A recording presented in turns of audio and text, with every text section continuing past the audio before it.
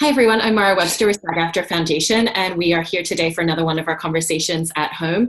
I do want to let everyone know that we are continuing to raise funds for our COVID-19 Fund, which is working to support SAG-AFTRA members who are currently out of work due to all the closed film and television productions. So please check out the link below this video and consider supporting if you're able to in any way. Today we're joined by the wonderful John Cameron Mitchell, who is currently starring in SHRILL as Gabe. And I wanted to just kind of dive in by asking you about when you were first preparing for this role. I know that you've spoken previously about how you very specifically didn't want to base your character on Dan Savage, who's featured in the film. You actually didn't want to read those parts either. And I was curious what some of the other details were from the book overall that you pulled in that you found really useful outside of that.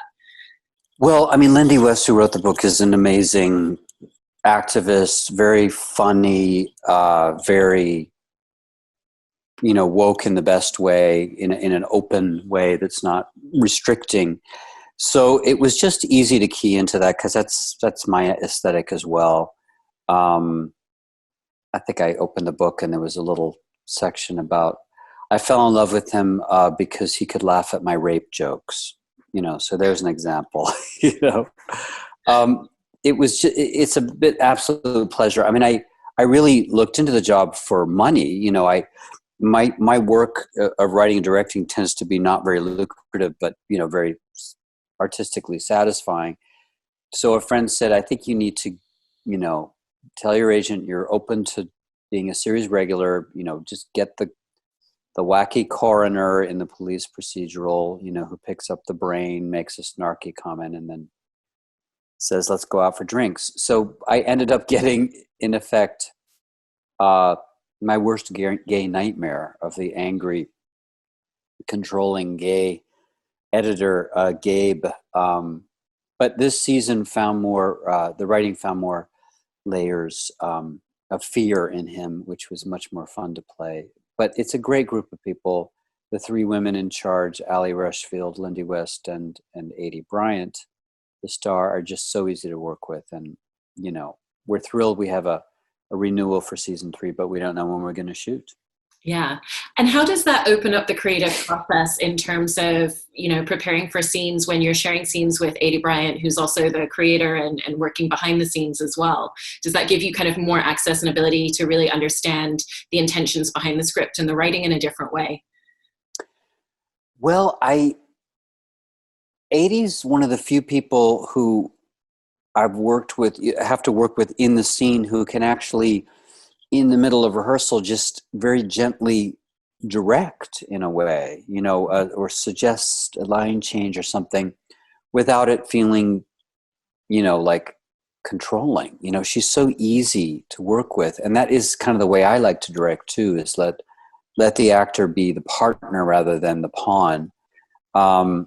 But I've never seen anyone quite so gracefully shift from actor to writer in the middle of working, and in a way, director. So it's just super pleasurable to do that. Plus, the one advantage of playing the role is I tend to get all my scenes done in a day or two per week, so I can work on my own projects in the beautiful Portland where we shoot, which is a great place to work. Yeah, and I know one of those projects was that you were working on your podcast in between your shooting days. How did you find those two different creative outlets really fed into each other and nurtured each other? Well, they're very complementary. I mean, I like to do all kinds of things. I'm adapting a novel now and made a musical podcast and have been writing songs lately. I wrote a COVID anthem with Our Lady J, who writes for Pose. And so I like to work it all. So it was a perfect complementary situation. The podcast, directing, acting, and writing the podcast was kind of like practice for creating a TV series. It was actually written as a TV series, but was too strange for the powers that be. So we made it as a podcast, and we're happy to see that people found it to be a real game-changing podcast. On the Luminary Network. It's called Anthem Homunculus. And it's also starring tons of actors. I mean, when you have good material and it doesn't take a lot of time to do, you can get the best actors. So we have Glenn Close and Patti LuPone, Cynthia Erivo, Dennis O'Hare, Marion Cotillard. It's, it's an amazing group. And I hope to do more of that. I'm producing my brother's upcoming podcast called The Laundronauts, and we'll be acting in other people's podcasts. And that's very easy to do. You know, I have my home rig, you know, for recording. It is the era of the podcast now because people can't shoot, or they shoot, you know, at home. So a lot of people who at first were like, what are you doing with this anthem? Are suddenly like, how did you do the anthem thing? You know? So I have my home, you know, set up for that so I can be continuing to work on that. And of course, it's a time for writing now. Everybody's trying to develop stuff so that when the lockdown lifts, though I'm not sure how you shoot still without a vaccine, you know, I guess it's going to have to be, you know, major testing and such. I've also been on tour, you know, with my Hedvig themed rock show, which was interrupted by the epidemic. And we're thinking of new ways to do the show. We have a show in LA that was postponed, of course, you know, the reduced number of people per show. Mm-hmm. So if it's a 1,600 seat house, like the Ace Theater in LA, we do 400 per show so they can distance themselves, but all the same night, which is kind of crazy, you know, but possibly doable. And it kind of has a marathon feeling. So we can't do the whole show, of course, but that could be an interesting way to go. Yeah, it's going to be interesting to see how events and production spaces evolve and adapt to what our new normal is going to be.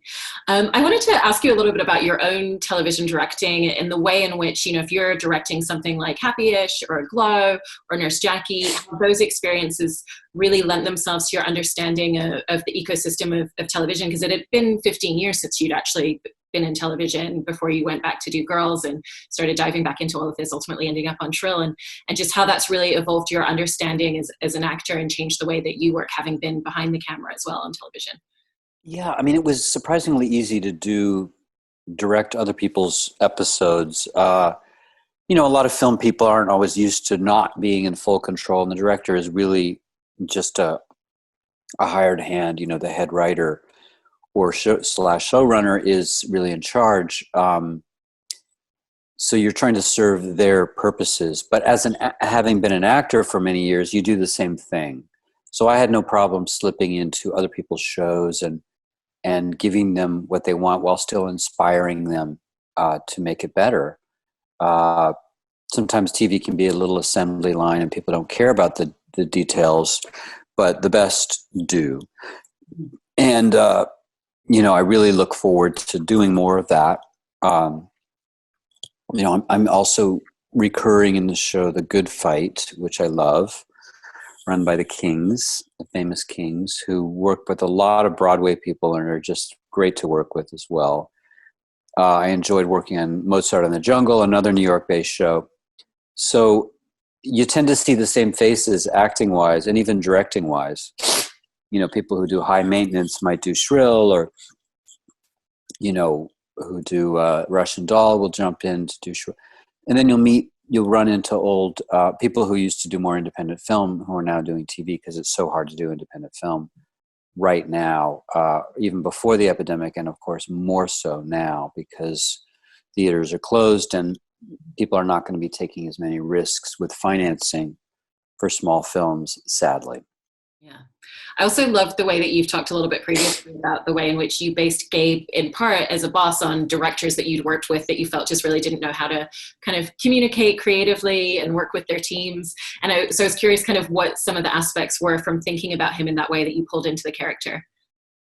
Well, I mean, when I say he's my worst gay nightmare, it's like the part of me that can be too controlling. And I have a built-in fail-safe that to be always, my dad was a general in the Army, and the way he worked was very, let's all be having a good time, but all be pulling our weight and moving forward. Lots of delegation, lots of, I don't know, what do you think? And when people are asked what they think and to come up with solutions, it's a much better way of working than do this, do that. Of course, when you have 15 minutes left, you have to do a little bit of do this, do that. Which is why one director is more useful in that amount of time. But Gabe is the the bad side of me, which is controlling. I know everything. I've been there. I lived through it all. You young people don't know what you're talking about. I actually tend to hang out with young people a lot because so many people my own age are too rigid, and it opens me up. So he's a cautionary tale. I also love that even though he does have that very guarded side to him and he is very regimented, that, particularly in this season, I feel like you really managed to open up a lot of emotional vulnerability while still keeping it true to who he was. So how did you think about the way that you wanted to add those layers and gradually let that seep out in your performance? I mean, that really came through the writing. Allie, who runs the writing room, it's rare. It's very rare, but she actually, asked if I wanted to come into the writer's room and just talk about stuff, their ideas and my ideas. We talked about Gabe having a musical element. The fact, I sort of divorced him from Dan by saying he used to be in a band in the 90s and had a label. And so this time I got to sing and, we chose a Bowie song. He sort of gets desperate and has to perform, to impress people. So that was fun, and goes into a K-hole when he's trying to keep up with the kids, but it leads to him and Annie reconciling, which we're very happy happens, and their father-child relationship will continue, in the next season, I hope. So I was curious because I think in television, a lot of the times, especially when you're going into season 2, you kind of created backstory that you suddenly find is not true and doesn't fit with their vision. But did you find that everything was more in line and that they were really pulling from your ideas a lot? Yes, they were. And that was from the very beginning. I was, in effect, offered the role, which is such a relief. I hadn't auditioned in 20 years, so that was a relief. And I just, I came up with some ideas of where he came from and his hipster, proto-hipster status, and his arrogance, but ultimately, caring about the work and wanting it to be as good as it can be, and being knocked down from his high horse in this season was a useful way to have more dimension. But no, we always, there's enough communication that any decisions we made have been carried through. Mm-hmm. And how did that shift your preparation process going into this season? Because obviously at the beginning of the first season, you're crafting an entirely new character. There's a lot more kind of specific research to do to build it out. And especially having that voice in who he is and the way that he's evolved. What did your preparation process look like this time around? There wasn't a lot of preparation. It really is just, again, keep finding that part of me that is too controlling and letting it run riot. There's so many great actors in this, and a lot of them come from stand-up, which is a form I haven't. Well, I guess in a way, Hedvig is sort of a fake stand-up, routine. But I love the stand-up tradition and even the stand-up form, because those actors are creating a character that is a version of themselves that they edit, write for, and direct. A stand-up routine is fully edited, written, and directed piece. So stand-up people have more skills than people who are just actors. Actors, when trained correctly, have the opportunity to play people who are quite different from them. And stand-up people tend to have one persona, but there's a different vibe. It's more friendly and more. I think since stand-up people work alone, they socialize together because they're a bit lonely in their stand-up, and of course they all want to get their sitcom, which is funny because they're spending years and years alone on a stage in order to not be alone. Whereas actors, don't really have an outlet. They have to be in a play or something else to act. So they're collaborative from the beginning, and but also less aware of of editing themselves, of being, disciplined and economical, which stand-up people have to do. But even stand-up is coming at it from a live setting, and I was interested in how that plays into the way that you guys work within scenes on the show, particularly with, Aidy coming from Saturday Night Live, where, everything's happening in the moment, and your experience in theater, and how that informs the way that you work together on scenes and film them and capture the different potential directions that you can take any moment in. Well, stand-up people and me, now that I've done Hedvig, which really was an opportunity to improvise as well as have something very structured, feel very comfortable with improv. And this shows people are allowed to paraphrase, they're allowed to come up with ideas. There's often takes where they can go off and improvise. Those tend to be the longest takes, but there's always give and take in this show, as well as in shows like Mozart in the Jungle, and other shows that I've done, Girls. Mm-hmm. In fact, I was so nervous about going back to acting after 15 years with Girls. Lena Dunham texted me the offer because we had met at her premiere. And I was so nervous that I wanted to rewrite everything. That was my reaction to nerves, is to rewrite. And she was quite open to that. She's very easygoing. She doesn't let everybody rewrite her stuff, but she let me.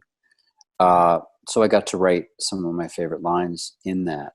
And SHRILL, I had that opportunity too. I mean, he's less of the shtick guy. So there's less opportunity for pure shtick, unlike other characters in the piece. I love Patty Harrison, who plays my assistant, and she's also been my roommate when we were shooting. And she has a pure id kind of very, dark kind of comedy that I love. It feels like Michael O'Donoghue from the original Saturday Night Live. But she's also trans, which, has its own angle on, the fluidity of gender and the absurdity of gender in some ways. Gender roles, I guess. So I'm learning from my own, from my co-stars. And I guess I'm the oldest of the regulars. Daniel Stern and Julia Sweeney are older, but they pop in once in a while, who I love. So it's been a pleasure. Yeah. And I was interested in that 15-year break that you took from acting, and you did so many other wonderful things during that time. And I was curious in the way that those creative endeavors and the things that you were diving into kind of evolved your acting process when you stepped back into it in ways that maybe you hadn't anticipated. Well, I was more comfortable with myself as a person, so I was happy to play characters that were closer to myself.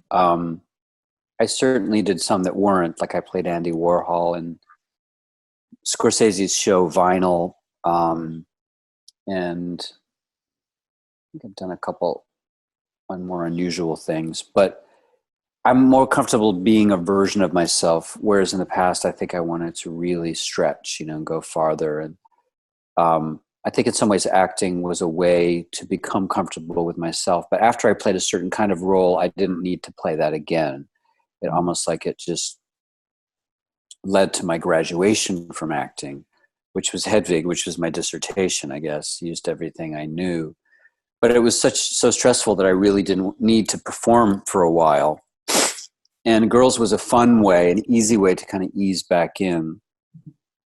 So now, oddly, I really do enjoy performing, but acting on TV tends to be my bread and butter. While I do, like I said, the less lucrative, more, artistically multifaceted things like Anthem, Homunculus, or some of the this series that I'm developing now, developing an animated series, and I'm going to be adapting a beautiful book for television, and also, thinking about a science fiction novel, actually. So I really don't think you need to define yourself. I'm this, I'm that. It's do what you're doing, and do it fully, but don't limit yourself. That's really great. And I think the industry has finally evolved and caught up to that idea, because I feel like back in the day it used to be, well, which do you like more, theater or television, movies?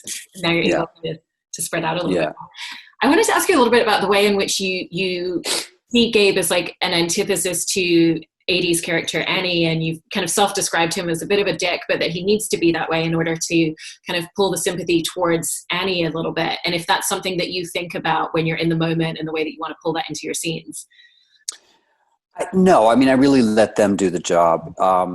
Again, I'm like, because I've worked with so many actors, I know how to be an actor, even though I wasn't for so long.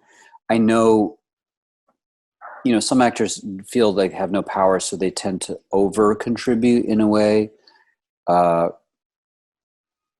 tend to do want to know exactly what they want, clarify it if it's not clear, and give them what they need. So yes, my character is certainly a foil for Aidy. In the last season, he started to become more of his own character, and I'm sure there'll be more of that. But I let the other people decide what I need to be doing for them. Yeah, I feel like it would be remiss not to talk about episode 7, which is the one where Gabe has the salon at his house, and you gave that beautiful, beautiful performance of Moonage Dream. And I was really interested in the way in which you felt like that was very specifically the song and the way that you wanted to perform it to really capture so many different layers and elements of Gabe's, fear and vulnerability, but bravado all within that one moment.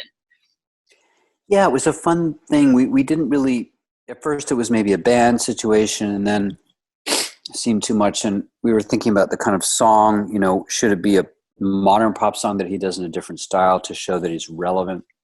Mm-hmm. Or should it be a classic, to show the kids how it's done? And we hewed towards the last, and we looked at the songs that were most available financially.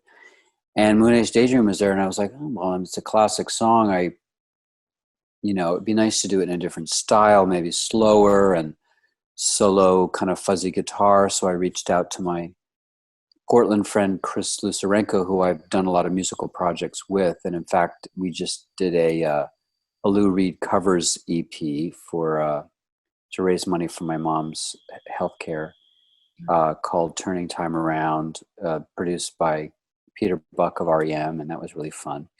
And he set me up with Jay Gonzalez, the Drive-By Truckers musician, and on solo fuzzy guitar, and recorded it very quickly for the show. And then we released it on, it's you can find it now, Spotify, iTunes, and stuff.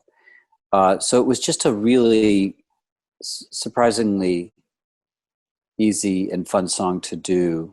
It showed his roots, but also his vulnerability with these kind of ridiculous space age, mid-70s absurd lyrics that somehow show his vulnerability while he's mastering the song at the same time. So I wanted to make sure it was live singing. The pre-record was the guitar, but I made sure, to make it live, because I hate lip syncing.